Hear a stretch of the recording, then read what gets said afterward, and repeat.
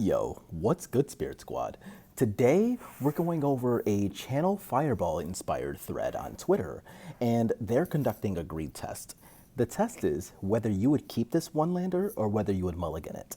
And Reid Duke sees this hand that has Basic Island, Ascended Spirit, Mausoleum Wanderer, Supreme Phantom, Shacklegeist, Curious Obsession, and Geistlight Snare. And they're on the play, and we know that this is the Explorer format. We also know that the opponent has revealed Gigantha as their champion, or companion, whatever. Games get mixed up. Anyway, Reid comes in 20 seconds or so to an explanation where he explains that he's going to be keeping this hand. And I agree with that keep in Explorer, but what we don't see is the vast amount of information that Reid is digesting and talking about in just 20 seconds of time. And this is just another example of why players on his level are so impressive. So specifically in Pioneer, we know that Gigantha most commonly goes with things like Boros Heroic or Rakdos Sacrifice. And those are the usual culprit Gigantha decks in Explorer. Reid also knows that the only removal that most of the Rakdos decks play in the main are going to be a turn 3 Mayhem Devil, which is able to beat our entire deck by itself, to be fair, or Claim the Firstborn. But without a sacrifice outlet, that's not even a turn 1 kill spell. Those decks typically don't play Fatal Push, Strangle, Flame Blessed Bolt, or anything like that in the main. So what Reid extrapolates here is that on turn 1, your 1-drop is very likely to survive. And if you play Mausoleum Wanderer, neither of those decks play flying 1-drops either.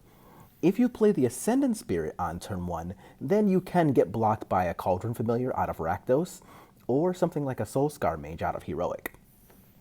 Even a Clever Lumimancer is probably good enough to do the job there. But he decides to keep this hand on that strength. Personally, what I would do is play the Mausoleum Wanderer on turn 1, not gamble on Ascendant Spirit being blocked or not blocked, and then try to draw that second land.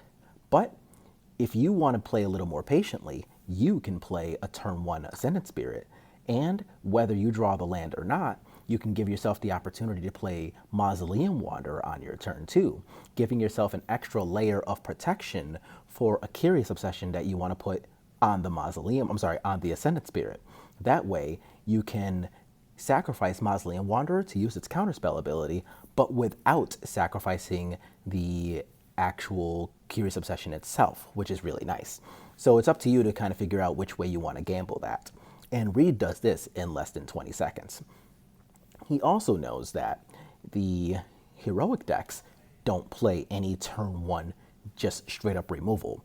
They play Reckless Rage in the main, but Reckless Rage requires that you have a creature on your side of the table too. So the earliest that they can Reckless Rage you is going to be on their turn 2. Of course, that's after you have already started attacking with Curious Obsession, maybe hit another land drop, and you're now trying to protect yourself with the Geistlight Snare that you already know you have.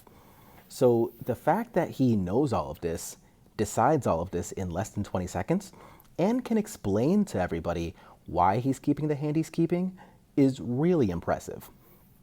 Now, if this was Pioneer instead of Explorer, even though the two decks are the same as far as the Spirits Pilots goes, the environment around us is not the same. When you start taking Gigantha into actual Pioneer, the decks that you can play against are really greatly expanded, and a lot of these decks are playing more turn 1 removal. For example, if you're playing against a Phoenix or a Prowess opponent who is simply choosing to not play Temporal Trespass, those people can still play Gigantha just fine otherwise.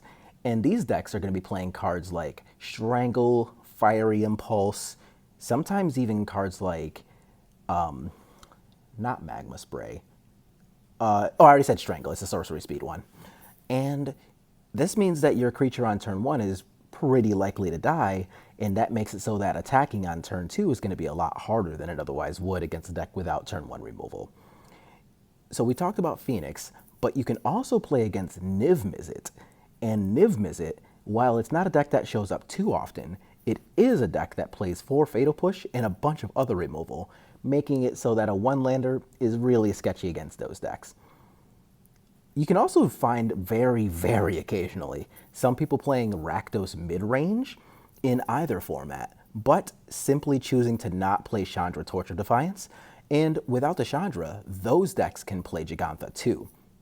So you just gotta really be on your P's and Q's as to what possible decks you can be playing against based on the format you're playing, and that'll help your mulligan decisions go a really long way.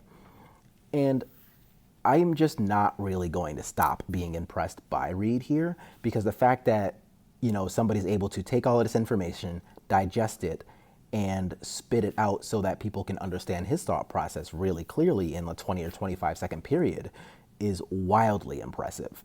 And after playing the deck for 4 years now, that's how long we've been playing Spirits here on this channel, I also agree with his decision.